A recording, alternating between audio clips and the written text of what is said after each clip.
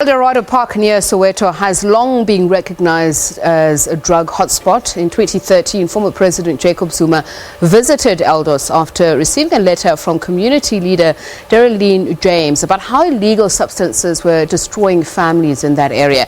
Has anything changed? Well, that's the question we ask. We find out now from SABC News reporter Nosipho Mncube, who is in Eldorado Park as we speak. So, Nosipho, let's start with what are the main complaints? As I said, this is an old and perennial problem.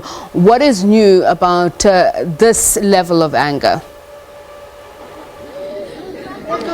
So what sparked today's march is basically the community finding out that nearly 5 minors were assaulted by their parents who happened to be drug users. And the community here, as you've already mentioned, has had an outcry about the issue of drugs and crime in the area dating back to 2013, and saying that they haven't seen any help or assistance coming from the government as well as police with finding the roots of the problem, which are the drug suppliers in the area. And now this problem is now filtering down to, families where now minors are being assaulted and children are having to be sent to foster homes to receive proper care. But to speak to me more, I have with me Mr. Alistair Fredericks, who was in one of the houses where an alleged a drug supplier resides, trying to give him that notice, as I mentioned earlier on, that they do need to leave this area if this is how they're going to continue to live.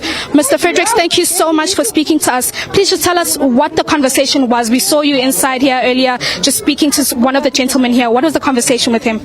Okay, fundamentally the conversation is about his activities within the community, which we know is drug peddling.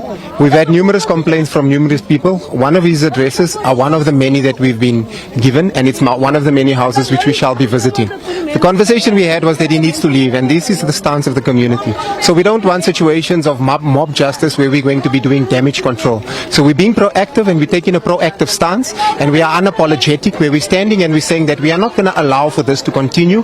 These destructive tendencies in our communities, where we are being held ransom as an entire community by a handful of people who are only destroying what we're trying to build. We're activists on the ground 24/7, we're running around 24/7, and it's tiring. So we've spoken to him and he's agreed that he'd leave, right? And he says that around him there are many more, and he hopes that he sees us go to many of these other houses. So this tells you the type of situation that we're dealing with, when with confidence a drug dealer can tell you, I hope I'm not the only house, there are many more. So that tells you what the situation is, how dire the situation actually is within our community. And we have to stand up.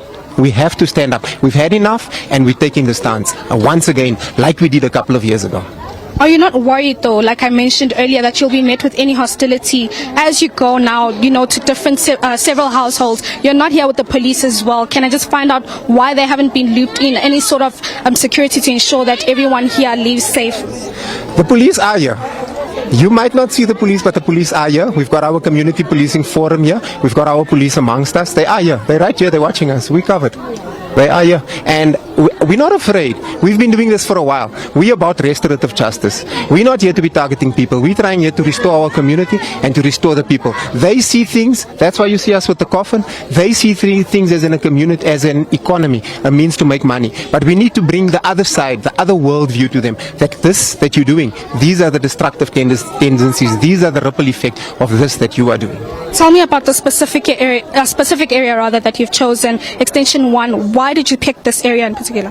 We haven't picked this area. We've had lots of complaints from numerous areas, but the amount of addresses that come and continually come from this community is the most, and that is why we've chosen to make a stance there where it is most prominent.